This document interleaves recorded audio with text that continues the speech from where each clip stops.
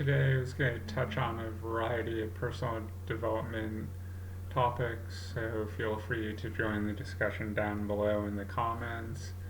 If you end up finding any of the topics interesting, please feel free to hit the like and share this with others. So, it's important to have goals, but sometimes I feel like we either have such big, ambitious goals that it's hard to picture ourselves getting there from where we currently are. We can't wrap our mind around it.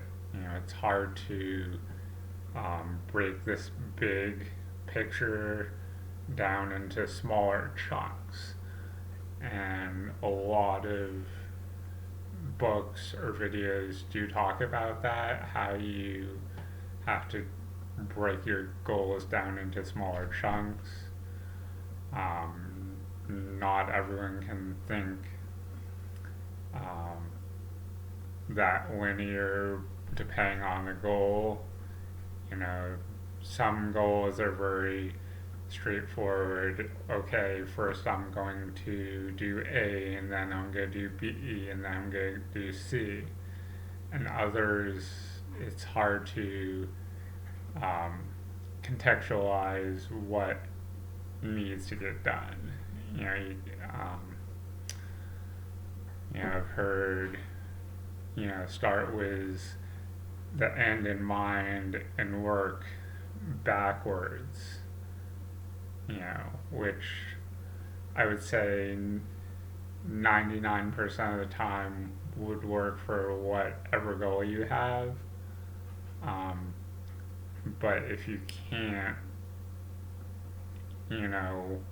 work backwards from the goal to where you are, or if you can't chunk it down, what I would suggest is,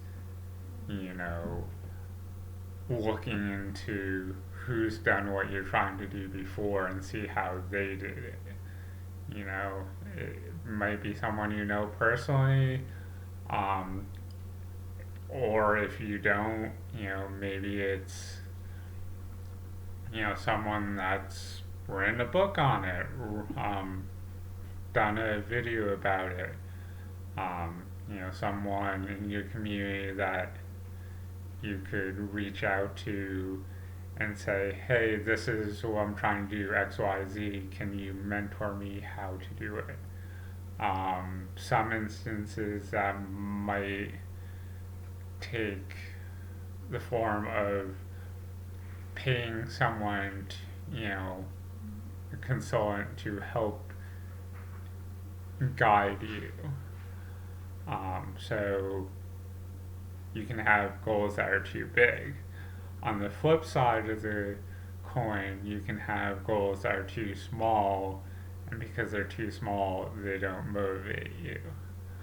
Um, so I'm going to kind of take a side step from goals to motivation, and because motivation and goals kind of go together, you have to be motivated to work on your goals. I would say you have to be self-motivated because external motivation will not always help. If someone's telling you to do something, that's fine, like, until you decide you don't want to do that. Um, so, everyone's different, so because everyone's different, motives will change person to person. Someone that wants to become financially free but isn't, one person being in debt, that might be motivating to the person to get out of debt to become financially free, and other people that might not be motivating at all. It might be discouraging. Other people, um, the lifestyle that comes along with becoming financially free, that might be more motivating to that other person, um, or someone else, um, what they can give, what service they can be of once they become financially free. So how much are you giving to charity might be motivating to another person. So um, having that target or goal and then finding the motivation to get there, it's easy to see how motivation and goals go hand in hand. Um, Discipline's another thing, and I know I've talked about motives or motivation and discipline together in a couple of videos, but I feel like they're all very important. Motivation is sort of what gets you started sometimes, and other times discipline's what's get you started. Because discipline is doing what you know you need to do when you don't want to. Discipline is eating a salad instead of eating a 2,000 calorie meal that has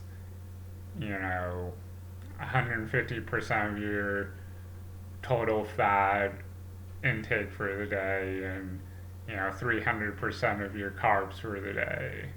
Like, there's two sides to the scale of like discipline. There's what you should do, and then things that maybe you shouldn't but are more comfortable. So that's kind of why you have to like almost pick and choose when to use self-motivation and when to use discipline, because there are certain instances one might be more beneficial than the other. Um, but you're gonna find you'll need to use both tools, along with many other in your personal development toolbox to get to your goal. Another one is perseverance, or not quitting. Essentially, if you try something once and you give up, you're never going to reach your goal.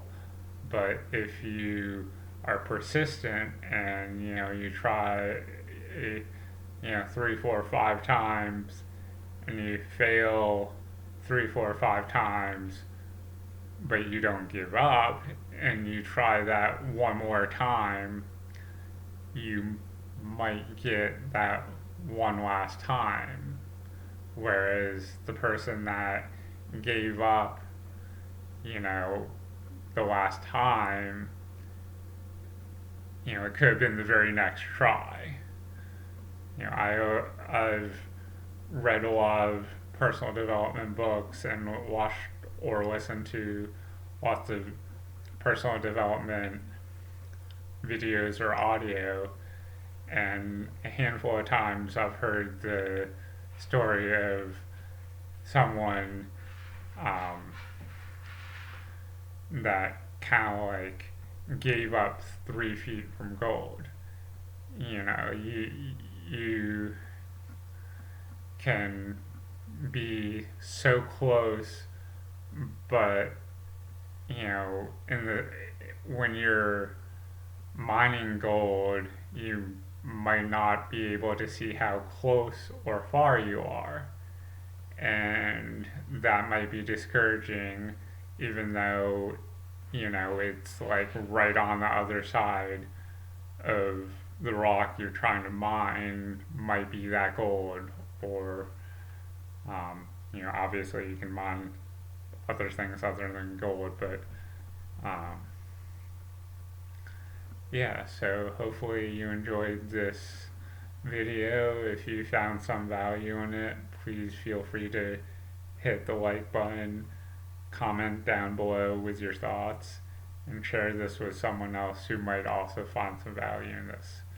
Thanks, and keep checking back. Maybe hit the subscribe button and the bell notification so you can continue seeing videos like this. Thanks. Have a good day.